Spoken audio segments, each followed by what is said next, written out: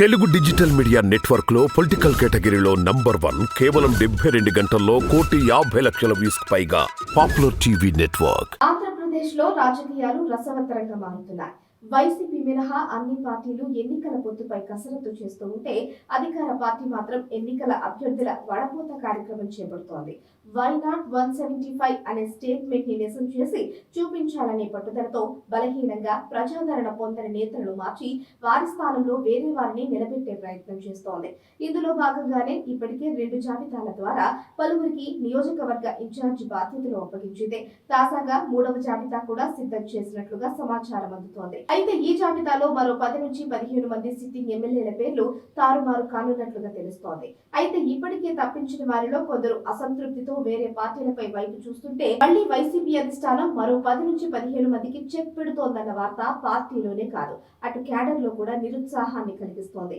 YCP strategy విచిత్రంగా ఉంది. ఈసారి ఆంధ్రప్రదేశ్ లో జరగబోయే అసెంబ్లీ ఎన్నికల్ని ప్రతిపక్ష పార్టీలు ఎంత సవాల్గా తీసుకున్నాయో అంతకంటే ప్రెస్టీజియస్ గా వైసీపీ తీసుకున్నట్లుగా కనిపిస్తోంది.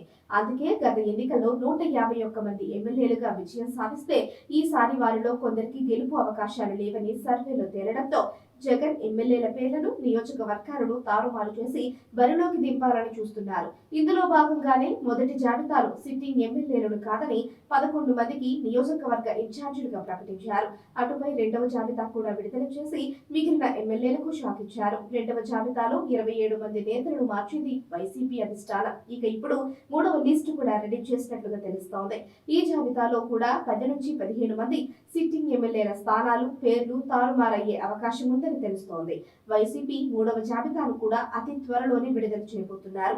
అయితే ఈసారి ఏ నియోజకవర్గాల ఎమ్మెల్యేలకు మొండి చేయి చూపిస్తారు, ఏ సిట్టింగ్ ఎమ్మెల్యేల సీటు మార్చి బరిలోకి దింపుతారనే ఉత్కంఠ అధికార వైసీపీ నాయకుల్లో కొట్టొచ్చినట్లుగా కనిపిస్తోంది.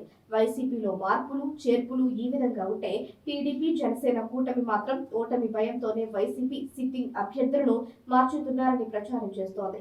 మరోవైపు కాంగ్రెస్ కూడా ఆపరేషన్ ఆకర్ష్ తో వైసీపీలోని అసంతృప్తులను చేరదీసుకుని టికెట్ ఇచ్చి పుంజుకోవాలని చూస్తోంది. ఇప్పటికే సిట్టింగ్ ఎమ్మెల్యేలో పలువురు అసంతృప్తులను అధిష్టానం బుజ్జగిస్తోంది. వారికి ఏదో ఒక విధంగా పదవులు కట్టబెడతామని హామీతో కూల్చేస్తోంది.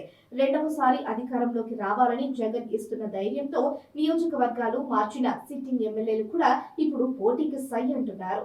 విజయవాడ పశ్చిమ ఎమ్మెల్యే వెల్లంపల్లి శ్రీనివాసును సెంట్రల్ నియోజకవర్గానికి మార్చారు. అయితే మొదట్లో ఇష్టం లేకపోయినప్పటికీ ఇప్పుడు మాత్రం ఎవరొచ్చినా సెంట్రల్ నియోజకవర్గంలో వైసీపీ జెండా ఎగరవేస్తాను అంటూ సవాల్ చేస్తున్నారు.